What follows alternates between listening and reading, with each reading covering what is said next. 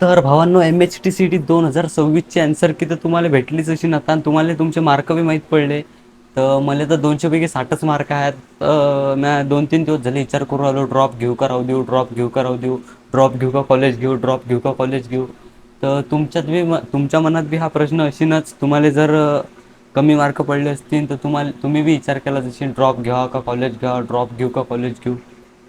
तर भावांनो, मी आता डिसाईड करून टाकलं, आता मी ड्रॉपच घेणार आहो. कारण जर आता मला 60 मार्क पडले, 60 मार्कावर मला 60-65% येऊन जातील समजा. आणि जर मी ॲडमिशन घेतलं यावर्षी आपल्या चांगल्या इंजिनिअरिंग कॉलेजला, चांगल्या काय Tier 3 कॉलेजलाच भेटणार आहे. जर का मी त्या Tier 3 कॉलेजमध्ये चुकीच्या संगतमध्ये फसलो तर जिंदगीभर रिग्रेट राहीन आपल्याजवळ, की बा आपण एक ड्रॉप घेऊ शकलो असतो, चांगले पर्सेंटेज स्कोर करू शकलो असतो, हे आपल्याला जिंदगीभर रिग्रेट राहीन. म्हणून तर मी ड्रॉप घ्यायचा विचार केलाच. आणि पाहू आता ड्रॉप इयरमध्ये काय काय होते काय काय नाही होत. असे व्हिडिओ टाकत राहील मी मधात आपल्या स्टडी अपडेटचे. आणि तुम्ही बी विचार करू राहिले असताना ड्रॉप घेऊ का नाही घेऊ, तर पूर्णपणे तुमचा डिसिजन असला पाहिजे. मी म्हणतो म्हणून घ्या, मी घेऊ राहिलो म्हणून तुम्ही घ्या असं नका होऊ देऊ बा. तुमच्या मतानं पहा आता तुम्हाला काय करायचं होतं. फक्त कसं, जे ड्रॉप घेसान नाही घेसान, जे करसान ते सोच समजून करा जरा. आणि ज्याला बी कमी मार्क आहेत, 60 ते 70-80 असे मार्क आहेत, तर ते म्हणजे आता कमेंटमध्ये मला म्हणू राहिले, म्हणजे विचारू राहिले पोट्टे की बा ड्रॉप घेऊ का, म्हणजे अभ्यास कधीपासून सुरू करू. तर म्हणणं आहे, तुम्हाला जर कमी मार्क असतील आणि तुम्ही जर म्हणू राहिले थांबतो जरासं, थांबतो थांबतो थांबतो, डिसेंबरमध्येच पहिला अटेम्प्ट आहे आपला, डिसेंबर का जानेवारीमध्येच लय पहिला अटेम्प्ट आहे आपला CETचा. तर आपल्याला अगोदरच लय कमी टाईम भेटू राहिला की नाही. तर मला वाटते आतापासून अभ्यास सुरू करून द्यायला पाहिजे तुम्ही. मॅथ तर सुरू करून दिला, RG लेक्चरची एक बॅच घेतली आणि आपल्या गणितमची घेणार होता आणि सोविन सरची घेणार. RG लेक्चरच्या बॅचमधून तर अभ्यास चालू बी करून दिला मी, कारण आपल्याजवळ टाईम लय कमी आहे. तुम्ही बी अभ्यास चालू करून द्या.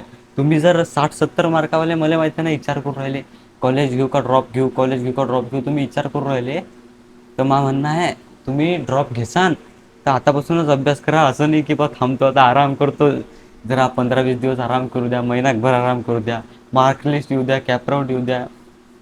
तसं नका करू. तुम्हाला जर कमी मार्क असतील, तुमची खरंच अभ्यास करायची इच्छा असेल, तर तुम्ही ड्रॉप घेऊ शकता, नाही तर तुम्ही कॉलेज बी घेऊ शकता, काही हरकत नाही. फक्त कॉलेज जर घेसान तर तुम्ही तुमच्या हिशोबानं पाय जरा वा तुमचं, नाही तर चुकीच्या संगतमध्ये असाल, चुकीच्या क्राऊडमध्ये फससान तर घोरून जाणार, तुमचा रिग्रेट राहणार आहे तुम्हाला की बा ड्रॉप घेऊ शकलो असतो.